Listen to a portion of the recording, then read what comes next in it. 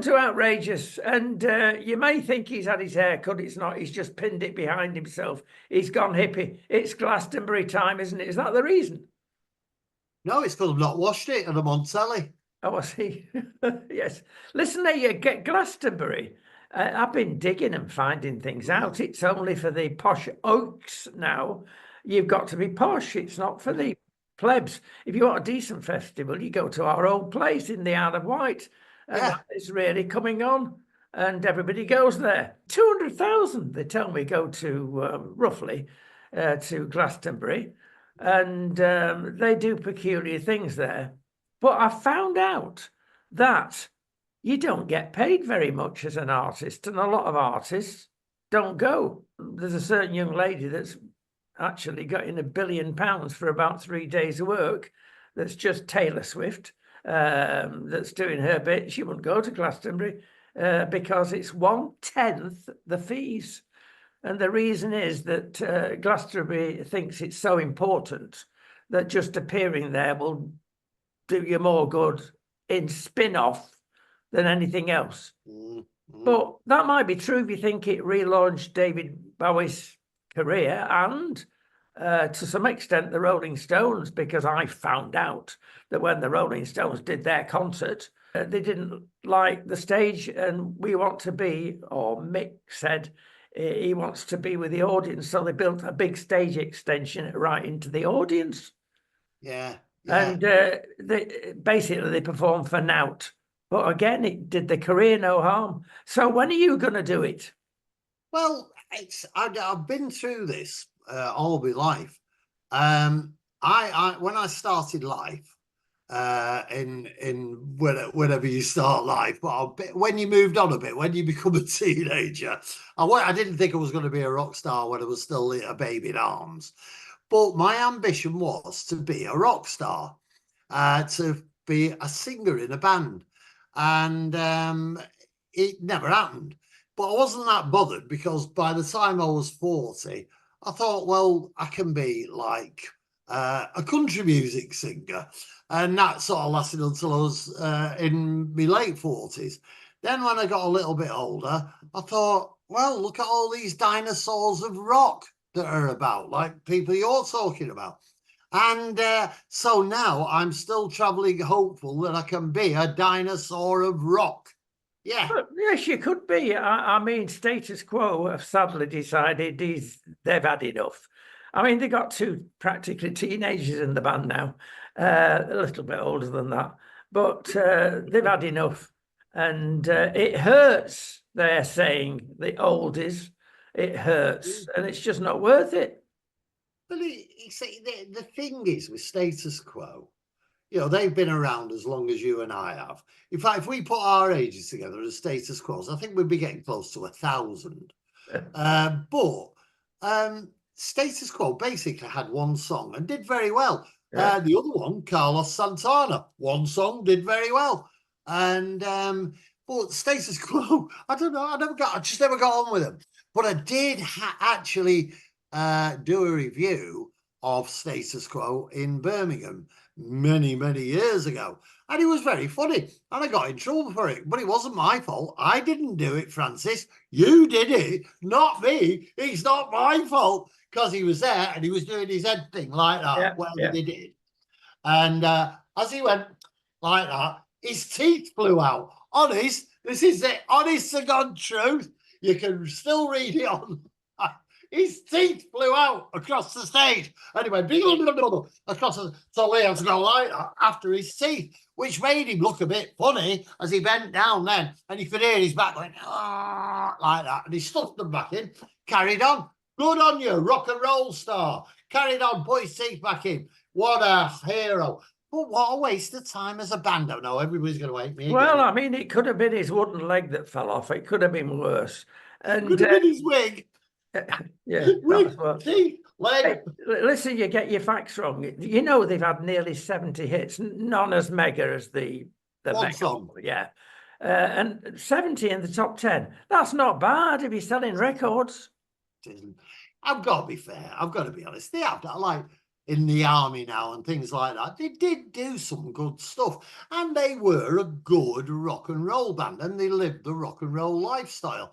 And it didn't do them much good in reality. But yeah, they were a good band, and it is sad when they go. But maybe it's time for them to go, because they're not a band that can grow into something else. Yeah, they're a bit samey. Some people say they're a bit samey. Not yeah, like that's the it. veritable Bob, the Dylan. Well, I didn't hear what he said, ladies and gentlemen, then, but I think that was to incite violence and aggression off me. What did you say? I was being complimentary to Oh, our hero. We both like Bob. yeah, but I bet you've not seen him in concert now. He's 83. He's 83, you know. Oh, goodness me. 83. Well, he's Yeah. not complaining. He still goes on. He's incredible. It's unbelievable. This is you started this, not me, right? He last year when he went on the Rough and Rowdy Ways tour, which was his big comeback tour. I saw him on it about 18 months ago, and to be honest, he had a really bad back. He had like an 83-year-old back, and he was holding like there's a piano, that's a piano, that hand's a piano. And he was holding on to his piano like that and looking all like he was singing immaculately, absolutely beautifully. He came out from behind the piano to wave to the audience like he does. And he was out for 10 seconds and he was crabbed, he was bent, and he went back behind it. And he hid behind his piano because his back was so bad. He now goes on the tour with Willie Nelson, the Outlaws tour. And Willie Nelson, poor old love, got poorly and couldn't go and do his songs. And Dylan, what he did, he made his band dress like Dylan in all his country music black outfits with the little squiggles on them and things like that. And he dressed in his best Jim Morrison shirt and walked on stage like a 20-year-old. Now you could tell he was suffering still a bit because he had to keep sitting down, which he's never done before, but he had to keep sitting down while he was playing piano like that. And yeah, but his performances are beyond anything. And the amount of records, call them records. We're old enough to call them records, aren't we? Get lost with your MP4s and stuff. Yeah, records. The amount of stuff that's coming out now is incredible. The problem is, if you think about it, it's because he's 83 and he knows he hasn't got much time left to carry on. Well, I've had an idea about all these bands, and it is tribute band time. Now, some of the tribute bands are better than the original, only some.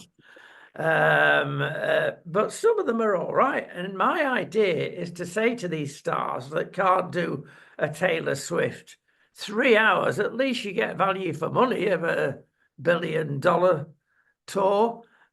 She's on for 3 hours. That take whatever age you are, that takes some doing.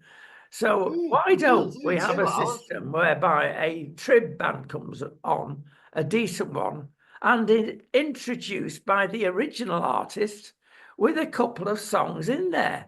That's a thought, isn't it? Why didn't I think of that? But he said, yeah, the only thing with tribute, I agree. I think your idea, based on the fact that tribute bands do exist and people quite like them, is good. But the problem with tribute bands is they are the old AI of music. They are there pretending to be something they're not. And why don't they just be themselves and be really good and become famous for being themselves? Why? I don't go around saying I'm Robert Plant. A lot of people say I look like Robert Plant because I've got hair and I look knackered. You just look like a plant. That's what they really mean. All right, flower. Anyway, yeah. So, but going back to Glastonbury, I do have a point to make about Glastonbury. Glastonbury's rubbish. I've been to Glastonbury. I've been on for all sorts of reasons. And the problem with Glastonbury is, I think it's about 380 quid a ticket now, isn't it? It's nearly 400 quid, which is 380 quid, yes. Thank you very much. Thank you very much. He just wants to argue about anything. And yeah. And how many people did you say were going? 2 million or something? Well, yesterday was 200,000. 200,000. Just multiply 200,000 times 400. It's a lot of dosh. Now he doesn't. Yeah, and the facilities that are supplied. Yeah, you get a Portaloo. I actually went into a Portaloo. Oh, you've got to have an injection if you go in one of those places. Well, yeah, I know, but it's a good place to meet rock stars. You reckon? Well, listen, the BBC have cornered the market with Glastonbury. How much they pay them is a fortune. They won't tell us. They've got out of it by some clever journalistic law that they've crossbred with another law, and they don't have to reveal actually what they're paying, but it's substantial. Yeah. But in favour of Glastonbury, yes, they pay only a little bit to their artists, but they give a lot away to charities. Some of the charities, well, some of the charities worry me, and of course the dear old BBC was blasting out yesterday, oh, it's new this year. What's new this year? Oh, they've got a special compound where only lesbians can go. It's the lesbian Glastonbury. Oh, come on, can they do better than that, surely? Well, lesbians are allowed to go to concerts, and it's, you know, like I say, Lee, it's the promotion of the LGBT juggernaut. You know what it is. There's nothing wrong with promoting it. They're a big part of our community. But they're not. No, they're not. Well, they are. They're not. They're a tiny part. Why don't they give it to the deaf? Or to a concert, would they? Yeah. All right. Before you say it, why don't they give it to another charity? If that's what you are as a lesbian. No, they're a tiny part of the whole population. You're allowed to give to any charity you want, and that's your choice. You know, I've given money to. Oh yeah, I was approached. Yeah, I'm glad you're stuttering. I've never known you give money to anybody. Oh no, I got mugged, really. But yeah, no, yeah, I gave to. I can't remember who it is now. I know who the one I gave it to is, and it was a choice of 2 cancer charities, so I chose the particular one, and I have every right to do that.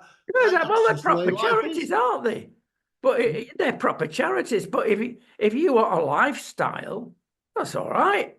But don't turn it into a charity.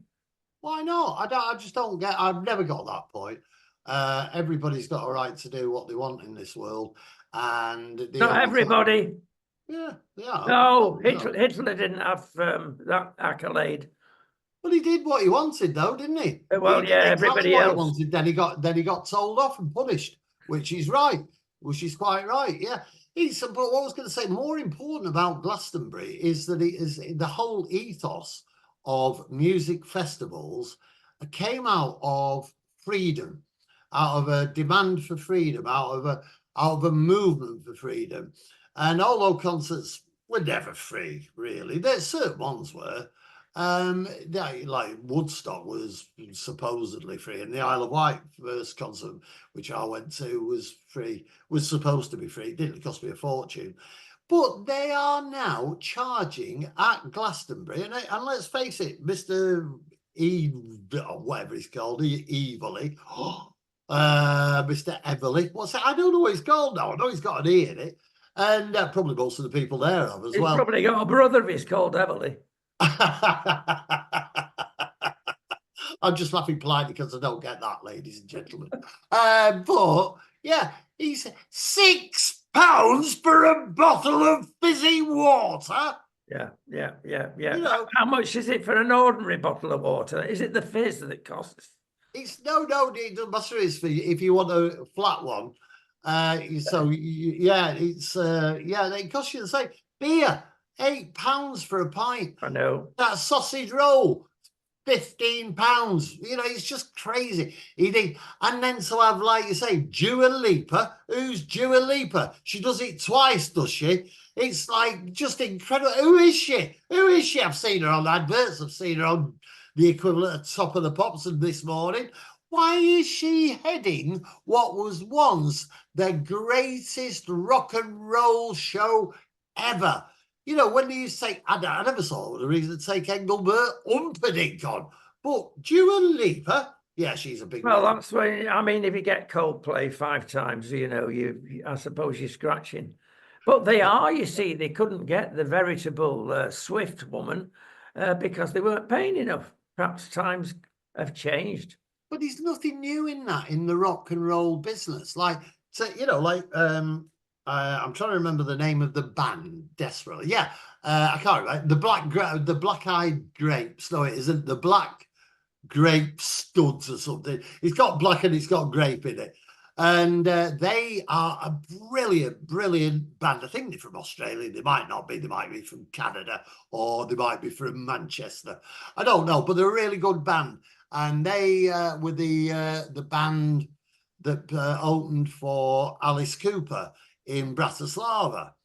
And they paid, as I believe, they paid the Alice Cooper organisation and the theatre, I think it was 50 grand to open. And very unlike was mentioning his Royal Bobness before, it can cost you hundreds of thousands of pounds to appear on the same stage as Bob Dylan, because it's the publicity, it's the image creation, it's the whole thing. And it's a tragedy, really. Music should be free. Music was the thing that was just the well, we used to get it for free. We, as you know, Lee, we've filmed festivals all over UK, and they're on our channel. That's a free promo for our channel. There you go. There are certain festivals like Glastonbury and to some extent the Isle of Wight festival we were not allowed because it's a closed shop for various reasons. But we used to get in for free because we had a boat.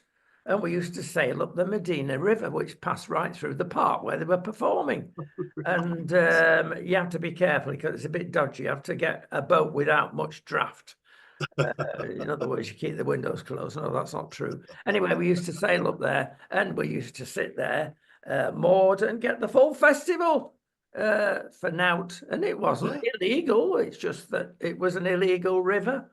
Not my fault the river went through. I assume the legality of what you did was the same as filming on the street. You can always film. You can't go on somebody's property and film them. No, we weren't filming, but I know what you're saying. Yeah. Oh, right, yeah.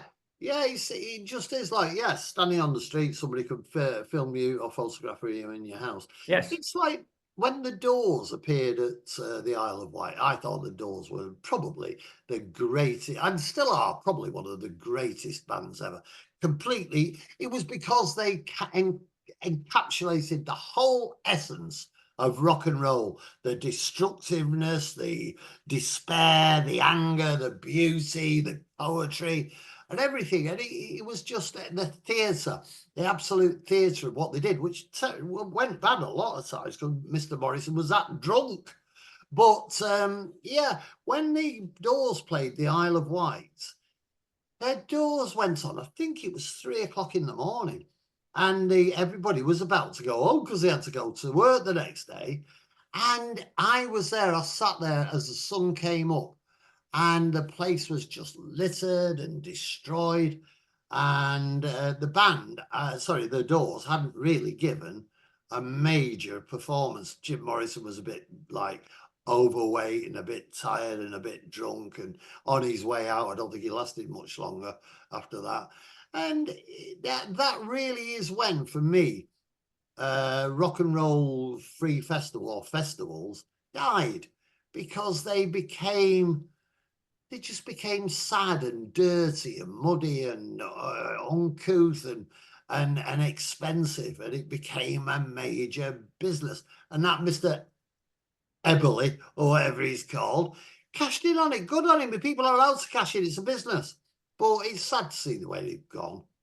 Well, we're going to go to Wales and see where Wales has gone. Everybody knows about this 20 mile an hour, which Sadiq Khan of London fame wants to introduce into the Metropolis. That is, it's madness. The guy is not on this planet. Well, he's on the planet London. Neither that is on the planet. Anyway, they've decided with the new incumbent in Wales that it's going to go, but it's going to go slowly. You've got to vote for it. Oh, boom. It's because each parish has got to decide whether it wants to retain the 20. Yeah. Now, not many do. Many are sensible. Well, if it's outside a school, yes. But the rest of it, can we go back to whatever. I nearly said, Yeah. can we go back to status quo? But we've talked about that. Anyway, what's happened here, apparently, the insurance companies have said, hey, up, all this slowness on the road means that accidents have gone down quite a lot. The premiums haven't. They've gone up quite a lot recently. Exactly. So apparently there's 20% less damage to a car in Wales now since they introduced this. But you could say that about 10 mile an hour. You could say about 1 mile an hour. And when you're comparing things like this, I suppose they ignore the fact that people are getting that much, and it's true, uptight in Wales, because that's where we live occasionally. They really are having heart attacks and strokes and other things. Put that into the quotient that you're making about whether it's good to drive at 20 mile an hour. Of course, it's not. You cannot make a risk-free society like we're trying to do at the moment. I mean, the ultimate test, of course, if you're on the battlefield and the Major General says, hey, up, you can't shoot that fella. Let's do a risk assessment first. It's gone too far.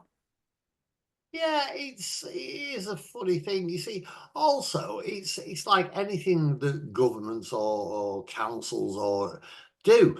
You know, we now have cars which are built for speed. You know, it's it's not sports cars now that you can you leap off a bend at 90 miles an hour and things like that. Now it's your ordinary bog standard car. I've got a Mercedes Benz, whatever it is. I can't remember what make it, but it's nice, very nice car. But it's sport. And I do not expect to live more than 3 months since I bought it, because it's just ridiculously fast. But it does 40 odd miles to the gallon at like ridiculous speeds. When I'm traveling around where we live, which has similar problems, over speeding, etc., when I'm forced to do 20 miles an hour or less, or it doesn't run very well. So I tend to, what it does, it runs perfectly. It's just a bit like, I don't know, I can't explain it. A sport does not like particularly going at 15 miles an hour for 50 miles. On the motorways, it's very rare that you can do 70 miles an hour now. So why, when we are building cars that will outstrip most Formula One cars from 30 years ago, why are we now saying, you can only drive at 20 miles an hour though? Because it's ridiculous. It's stopping people spending money on roads. It's the road systems that are wrong. It's where the traffic goes in Britain that's wrong, not the cars, not the drivers. If you put them on the right roads and have the right roads for them, then we wouldn't crash anyway, apart from me, because I'm going too fast in my Mercedes Benz that I can't handle. Well, another stat for you, when they've add up and done the math, as the Americans say, because they can't say S in America, they just say math. Anyway, when they've done the maths, it actually has meant a 3% lessening of the average speed throughout Wales.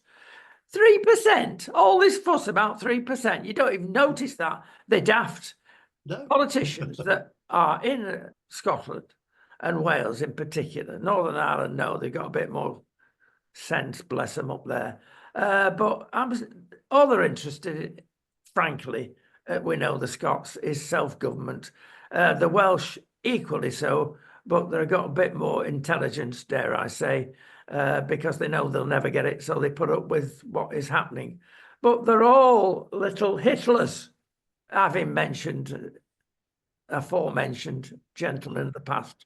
Can I mention Hitler? Is that PC? It depends. Most people tend to call him Mr. Hilter now, because that's seen as a way of getting around it and not getting banned on Facebook. It's just crazy. And you mention Italy, you get banned on Facebook. No money can do. You can say what you want if your name's Farage, but you can't talk about a historic figure. We're moving to politics, literally. And can I say, before we go in the deep end, I've already got some banned words and phrases, that loads of them actually, but Yeah. two particularly get up my nose about this election do. That we Go have on then. 14 years of Tory rule. Yeah. Every Labour politician says the same sentence in every interview. For goodness sake, think of something else. Are you that thick that you've just got to say the same old boring phrase? We all know it's 14 years. It used to be 13 years when it started this long. It's now 14 years. And the other thing that I dislike is fully costed. Oh, yes, we can give £10 billion to the NHS extra because it's been fully costed. They've not a clue. Until they get in power, they don't know what costings will cost them. Yeah, you know, how many years have the Tories actually been in power? It probably is 14 or 15. Oh, it is, but can they not think of anything more imaginative? Oh, yeah, no, I understand what you're saying. But I was just trying to evaluate very quickly. What have the Tories done for Britain in the last 14, 15 years? But hang on, you've said the word Tory. Now, wash your mouth out, mate. They're not. We've never had a Tory government since Thatcher. We've had a Liberal government.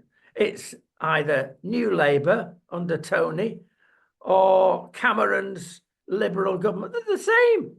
This is the problem. And I've changed. I've been converted. I've always been first past the post. Don't say post. But I'm not any longer, because when you've got two major parties that run the country that are exactly the same, I want some PR and get the little boys accepted now. Yeah, are they the same though? What is the same? You know, the ethos behind. I don't think necessarily. I think a marrying of the two parties. I don't mean a coalition government, but a closer mesh of the two major ways of. I know. Well, all right. Bring the Liberals in as they used to be. Bring them in. That's what we got. That's what we got, Lee. We've got a Liberal Party. They're already in. That's how there's three of them that are the same. Yeah, is that really a bad thing? What do we stand? What did Margaret Thatcher stand for? She stood for autocratism. She stood for the wealthy and for treading on the poor and the working man. No, that's Labour cant. She was an open, free trade lady. Yeah, I'm not denying she did good things. Yeah, she did. She did good things, but in principle, she trod on the downtrodden worker. I was a trade unionist at that time. I'd never have guessed. Yeah, well, it was part of being the job. It got you in places. You know, you got your card, your NUJ card, but she smashed the trade unions, which in a way was the right thing. Yeah, I was a member of the NUJ. I was a trade unionist. It was almost a prerequisite for the job at the time, and in a lot of ways, yeah. Let's say Margaret Thatcher saw the attitudes of trade unions, like for instance in my own trade, but on the printer's side. We had so many people who worked under the names of Mickey Mouse and Minnie Mouse and things like that, and drew cash every day. And you were talking a lot of cash in the 80s. Like these blokes were bringing home £100 a night. And what they were doing, they were going in, clocking in, going to the pub for the next 10 hours, and then clocking out again. And just taking the money. So in a way, something had to be done about these trade unions and how they were affecting the employers. The opposite side of what did Tony Blair do? Tony Blair, apart from taking us to war and lying a lot and playing his guitar and simpering, what did he actually do for the country? I ain't too sure, really. Yeah, he did things, didn't he? He just did things, but the main thing he did was take us to war on a promise that he just made up, a premise that he made up in his own head. Well, So, yeah. lots of our leaders that. Listen, that leads on to something else, actually, and that is the various hustings that have been. How does that work? Well, Hunter Biden springs to mind, especially after the recent debates between Trump and Biden. He's shouting out. He recovered after the debacle of the first debate this last week to actually says, I can at least tell the truth. I'm not a liar. I mean, where do they come from? These? Well, my retort to the television when he said that was, for goodness sake, what about your son? What about you, China, and your son? You've been got, and it's been never lied about it. Of course they did. He hasn't. They denied about it. They've denied it for years. Now, well, yeah, but that was because, in fact, at that time, nobody really knew what was going on. And Biden, you see, Biden, you know, he can't, as a dad, I admire and love my son. If he became a criminal, I wouldn't have to go to jail for it. It would be his fault. And, you know, Biden has stood up and been totally honest about. What about the 10% that Joe Biden got out of all the deals with Hunter? Proven. Well, yeah, but you know that's so far in the past and so much to do with an ongoing court case, which we don't know what's going to come out, Rodney. We don't know where it's going to go. Biden is now paying the price. I mean, Biden Jr. is now paying the price for his peccadillos, and quite rightly so. And the things that he's done, he should be, you know, taken to task for. Does his dad take a major sense of responsibility for him? I don't necessarily, until it is proven that he committed some kind of criminal act, which unfortunately Donald Trump has been proven to do, hasn't he? Interesting. And Kangaroo court.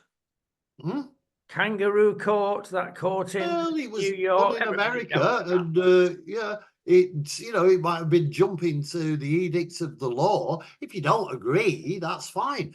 But it doesn't mean that it was wrong just because you don't agree with it. It doesn't mean that the courts have done something wrong. And if the courts are the only thing you've got at the moment, then you've got to abide by them. Which part of the courts you accept and which part of the courts you don't accept. You know, which part of the law do you say, oh, that's all right because I agree with that. I don't agree with that one, so I'm not obeying it. And what about Trump's background? What about is he responsible for the peccadillos of his own father, like Biden is of his son? You know, who is responsible for what? Biden is not known as a liar. He is known as a geriatric, stumbling, unfortunately, somebody who really shouldn't be in that position anymore. He's 80 odd, you know. Which leaves us to the BBC. Now, I've never been in love with the BBC for decades. I haven't since he sacked me. Well, and I've got to say, some of the journalism is very good, but I tell you what, now some of the journalism is very bad.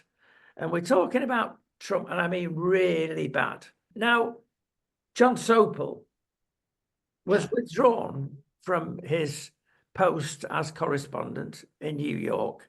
He went over the top and said some daft things about Trump, about many things that were just stupid.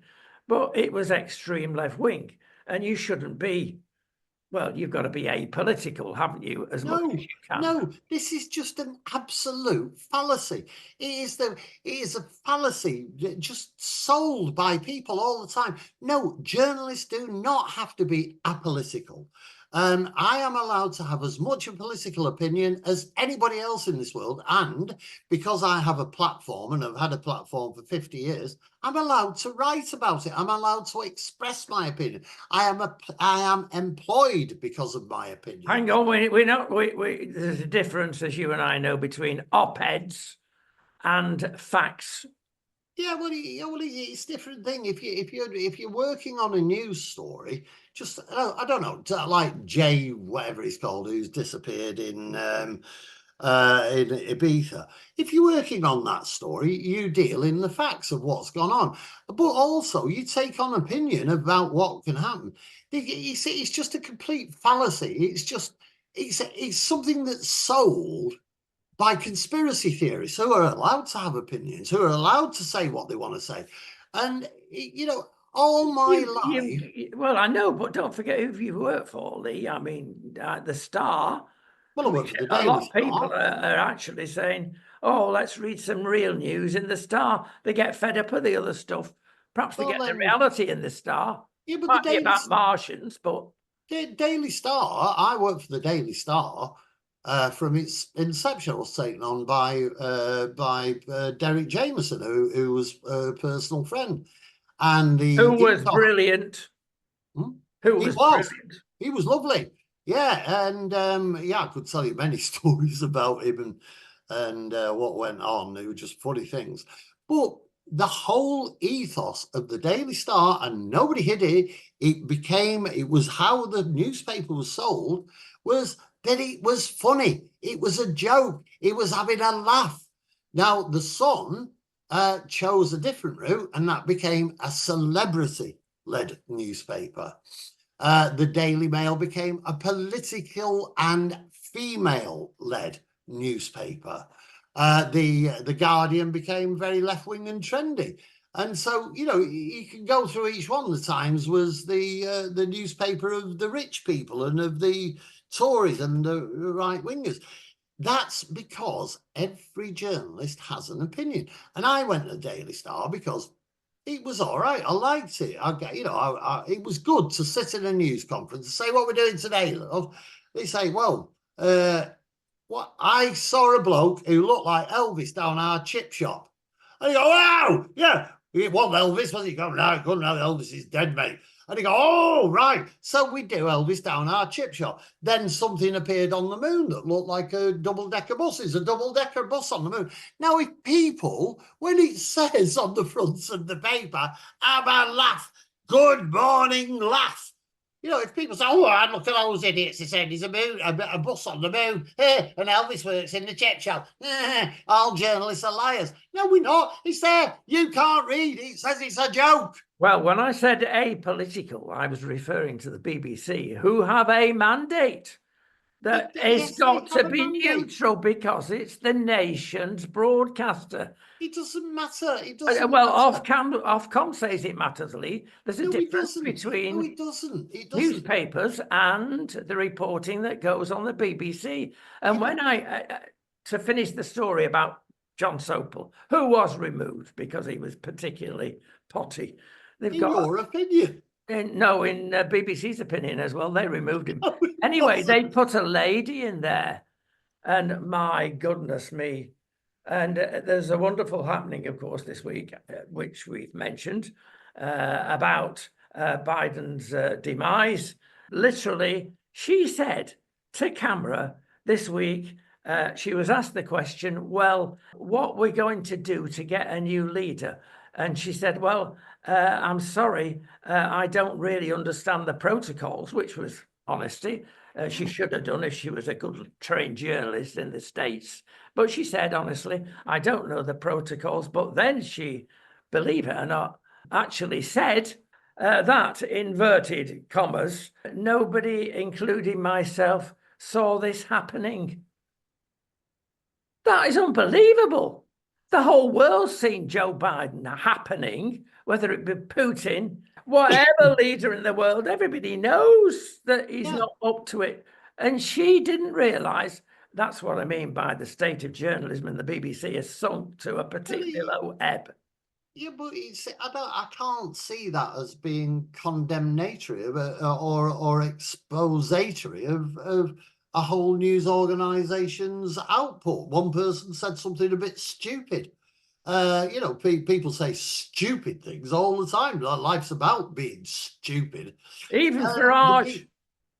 Farage's an idiot. Farage is just a complete buffoon, an idiot, and a very dangerous one, a very, very dangerous one. Well, This does it week has stop him proved being it. set up by the BBC? Again, he was set up by the BBC. Why was he set up by the BBC? Well, the crowd they got in there for the last debate between him and the Greens was so selective, as Question Time has been for years and years. There was nobody there that took any stance on him. They'd never clapped him, the opposition they clapped, but they never once clapped him because they were all straight, extreme lefties. And you get used to this on the BBC all the time, Lee. Well, but you see, this is going back to this fallacy about what news is about. And the problem is we've let ourselves down. Journalists have let ourselves down completely. We do not tell the world what journalism is about. And that's what I'm trying to do now. Journalism is about, first of all, finding out something that's happened in the world and telling the world about it. Then there is nothing that precludes you within certain restrictive laws of having an opinion on it. What the rules say, very simply, and anybody can look this up and find this out, is that it's not usual to have news and opinion on the same page. Now that is something that happens a lot now. In the past, it wasn't. But the BBC are an organization, like you say, they are run by the state. Now, everybody is against state media in this world, apart from apparently the British, who suddenly, for some reason, we think state media is a wonderful thing. I don't think state media is a wonderful thing, but even if it is state media, it has the right to its own opinions, and that opinion does not have to be like a Slovak state media or Russian state media. It is not a propaganda machine for the government. It is funded by the government. That's all. Now, and also there are a lot of stupid laws being brought in.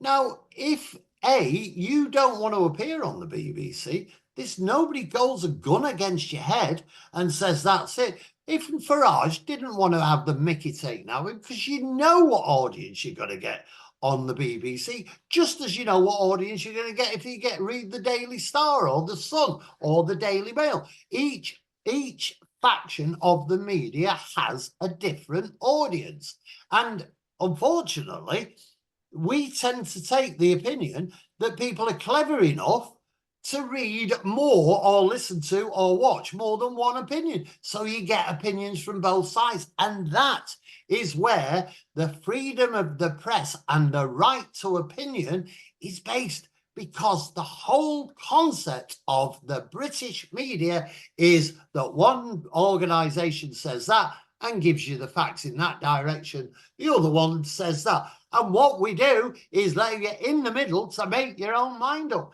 That's freedom. Well, it may be for newspapers, I'm sure you're absolutely right, but it ain't for the telly, because Ofcom controls the telly, not just the BBC, Lee. ITV under the same laws. When I ran a Sky channel, I was subject to that. You couldn't go out and say, oh, well, we'll just deliver Farage to you, or we'll just deliver Corbyn to you. That was illegal. Yeah, but it is illegal now. It is. That's why you've got to have everybody on. But there is nothing illegal about getting Farage on your show, because he knows what your show is about. He's not a little innocent abroad, which he'd kick himself out of the country if he was. And he must be. He went on to the BBC, didn't he? Well, then the man's an idiot. Let's just settle it on the man's an idiot, doesn't understand the media, shouldn't be doing the job he's doing, because it's dead simple. I get invited by not recently, because I've turned them down a lot, but by very strongly political organizations, particularly in Europe. And I won't go with them. I will not appear, even though they want to give me money. I won't go because I don't agree with them. I don't want to be on there. There were plenty of places for ours to go. In particular, GB News. People has watched that just as much and will go there for that opinion, that set of opinions. We'll go to the BBC. The BBC is a rotten organisation. Any organisation that has a pervert with a child in his arms above its main entrance has questions to ask. Any organisation that has covered up so many scandals and tried to cover up so many scandals and keep it out of the public eye needs proper investigation. And maybe it's time now that, like Britain did with Europe, the BBC is told, stand on your own 2 feet. Let's see how you do. You've got all the staff, you've got all the contacts, you've got all the power, you've got everything. Let's withdraw them. Let's make them become part of the mainstream press rather than be some press organised by the government. Yeah. Now, but it's nothing to do with opinion. That's the opinion of the organisation. Just as you have an opinion on your channels, you are entitled to it. You bring me on because we've got different opinions. I'm entitled to it. There is no difference between the BBC and these different. But we want truth and we want the real news. So we're going to get the real news and the real truth now. I've got a picture to show you, and it's Lee's teddy bear. Oh, no! Now, yes, and here it is. Now, worse for wear. Well, when you have a pet, the owner or the pet grows like the other one, and I think this is Lee's. It looks a bit worse for wear. I'm just going to get my teddy. Oh, the real one. That's all right. We'll take the picture down. Yeah, he's been in my bed on my pillow, and there he is. Look at him. Isn't he beautiful? That's how big he is. Look, little Teddy. And the story behind him is, if you look, you've got to look at his back there. Certain people will recognise that. Oh, stitching? No, it's because this is an original Steiff bear, right? Now, in 1902, no, it wasn't 1904. I've just dropped Teddy. Hang on. Cruelty to teddies. I know, teddies, Steiff teddies had a button in the left ear. Is that the left ear? Yeah, I think it might be. Yes. They had a metal button with an elephant on in the ear. Now, this is where life becomes interesting with my Teddy. He doesn't have one. There is not one, which means that he actually predates the original launch of Steiff teddy bears at a trade fair in 1904 by 2 years. This is a 1902 Steiff bear made before Steiff became famous. And the reason they had that lump on the back, my lump on my back's collapsed, it's like a hunchback, is because they were supposed to be brown bears, and his head should stand up now. But he's 120 years old, right? And I found him in a shed at the back. Oh, look, he's got he's got that thing. And Harry Corbett has come back to life. Go on. Yeah, and he lived in a shed at the back of my parents' house, and he'd been in there for at least 50 years. And it must have been quite dry and warm because he's existed. But this bear, right, if he was perfect, which he isn't, believe it or not, would be worth something probably in the region of 20 to 30,000 pounds. Yeah, as he stands, he's probably still worth about 3,000 pounds. Well, the one on the left is worth more than the one on the right, then. Yes. No, I want it that way then. Yeah. Yeah, incredible, isn't it? Incredible. I love him. I'm going to sell him now. I don't love him that much. I'm going to keep him. I'd rather have the £2,000. Well, one has to say that the is it the Cabbage Patch dolls are a little more No, they're members of the Reform Party. well, yeah. Yes, I suppose Nigel could look like on a good day. He looks like a frog. Big bulging eyes like that. Yeah, big life mouth like that. Beer, cigarette, bag. Yeah, yeah. But he's also heroic. I don't always condemn him. He is heroic. You know, he was in a plane crash and damaged his back incredibly badly. And yet he's still survived it and he's carried on. Good on him. He's a good man in certain ways. It's just that he's a bit twisted. Well, your politics don't align themselves with the politics of the aforementioned gentleman, obviously.